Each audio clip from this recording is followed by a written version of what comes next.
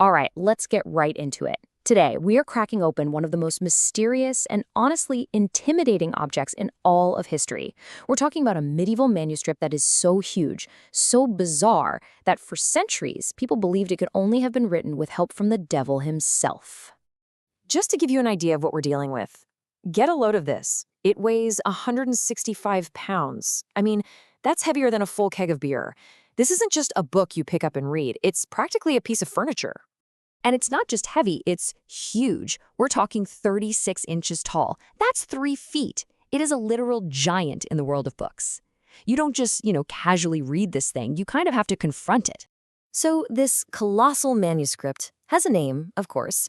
It's called the Codex Gigas, and that's just Latin for giant book. Pretty on the nose, right? And trust me, that name is no exaggeration. Let's really dig into the mind-boggling scale of this thing. Okay, so the resources needed to make this are just staggering. Think about it. 3 feet tall, almost 2 feet wide. It has 620 pages, and those pages were made from the skins of more than 160 animals. I mean, can you imagine? The scale isn't just epic. It's so massive that the idea of one single person creating it seems, well, almost impossible.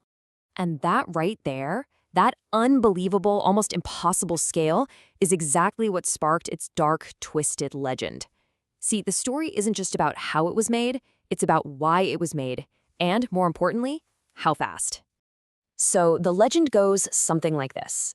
It's centered on a 13th century monk, a guy named Herman the Recluse, and the story says he committed some awful, terrible sin. To get out of his punishment, he makes this absolutely impossible promise to his monastery. And you have to understand, the punishment he was facing was, well, it was beyond horrific. It was called immurement. That meant they were going to literally wall him up inside a room and just leave him there to die.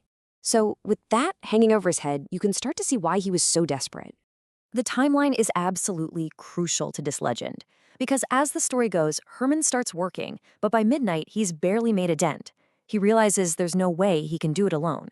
So, in total desperation, he doesn't pray to God for a miracle. No. He prays to Satan, and he offers his soul if the devil will help him finish the entire book by dawn. So what exactly is in this book that would be worth a man's soul?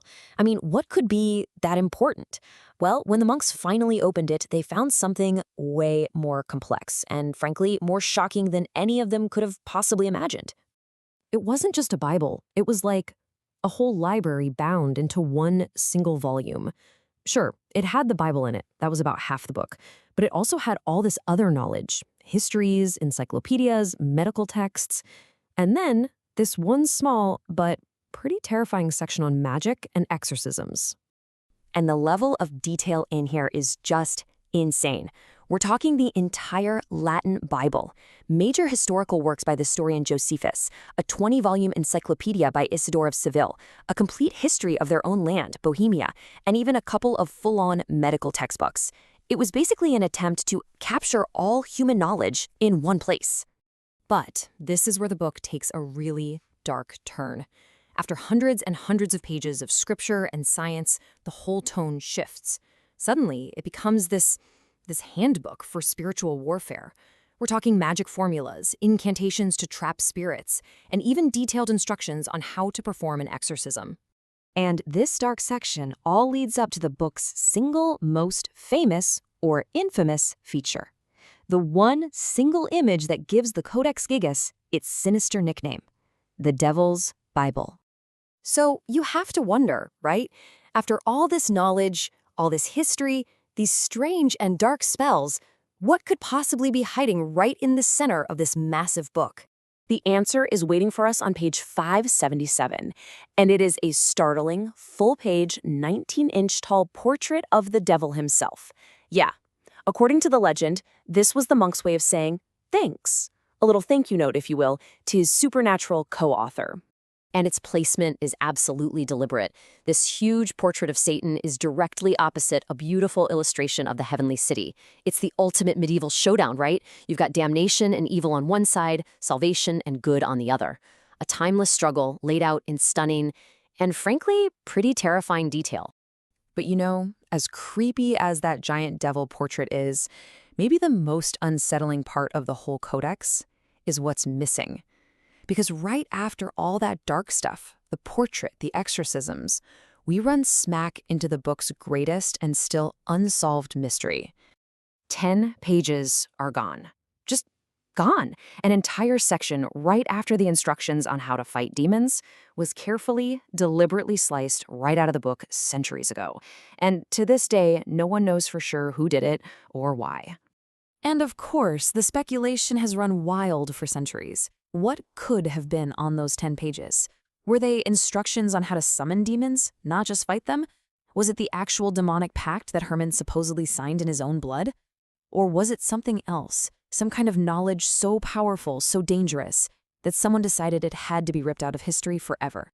I mean, it is an absolutely incredible story, right? But how much of this demonic legend actually holds up to modern science? It's time to separate the myth from the manuscript. While the reality is, in some ways, even more impressive than the legend. Scientific analysis, carbon dating, historical records, they all show that the book wasn't created in one night. It probably took somewhere between 20 and 30 years to complete. It wasn't the result of a deal with the devil, it was the life's work of one incredibly dedicated and ridiculously skilled monk. So that begs the question, where did the whole devil's story even come from? Well, it probably comes down to one truly unbelievable fact about the book. The handwriting is perfect. And it's perfectly consistent from start to finish.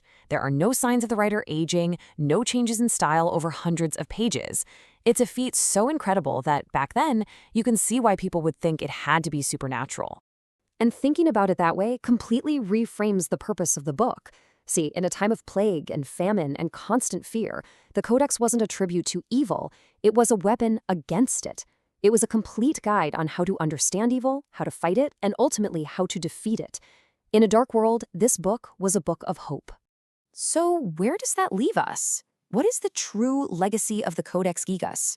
Is it this incredible monument to human faith, a testament to one man's lifetime of devotion? Or, with those 10 missing pages and its dark secrets, is it still a dangerous weapon, just one disguised as hope? That, I think, is the real question this giant book still asks us today.